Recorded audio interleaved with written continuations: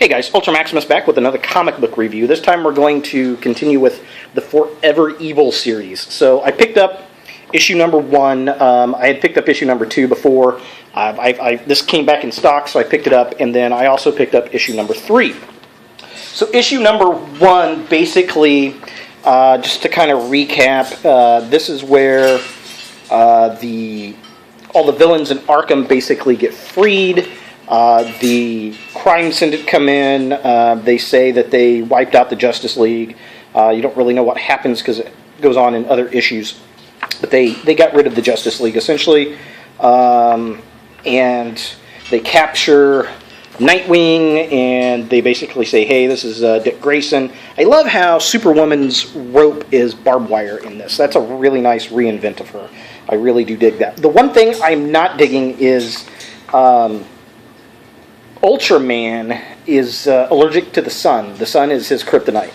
And so he stays on the side of the planet that's darker all the time. I'm not digging that at all.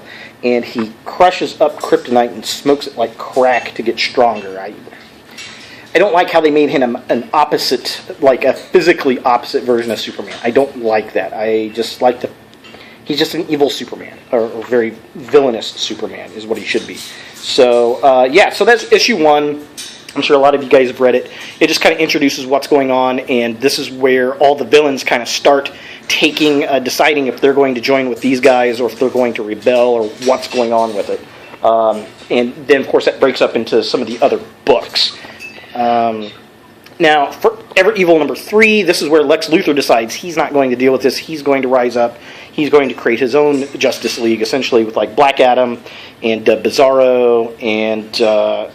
or not Black Adam, but like definitely Bizarro, and he hooks up with the Rogues Gallery, the Flash villains. They decide they're going to go against what's going on. Batman is the only survivor. He brings Catwoman, or I guess she's a survivor too, and Cyborg to try to get him fixed of what's going on.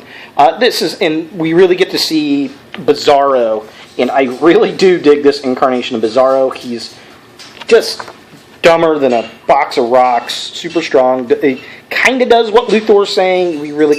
He's kind of like Frankenstein's monster in the fact that he's hands him a little flower. He wants to make him happy, and just really kind of cool, classic, old school Universal Frankenstein monster feel to him. And I really do like that incarnation. I think that's pretty good. We get a really, really cool battle of Black Adam and Ultraman, which is pretty nice. Power Ring is a coward. I don't particularly care for that, and his ring's like kind of eating his hand up. Again, he's just kind of an opposite of Green Lantern, who's Hal Jordan's just totally confident and courageous, and this guy's not. And then...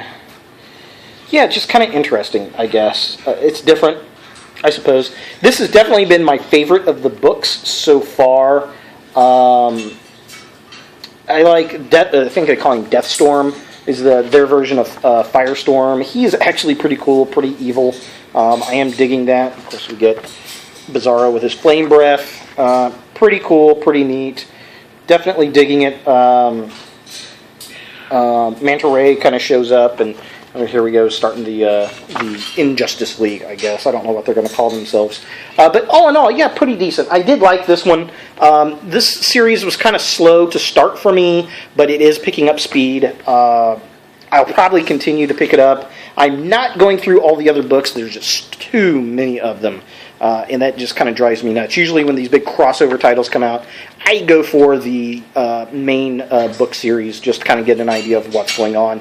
And sometimes they put all the other stories in the compendium later on, so I may go look at that instead of having to track everything down. So there it is, Foreve Evil, issues 1 and number 3. I've already talked about number 2, so... if you haven't picked it up and you like the bad guys, I guess this is not too bad of a series. It's not the best, but it's not the worst. That's for sure. So thanks for watching, and look for more comic book reviews in the future.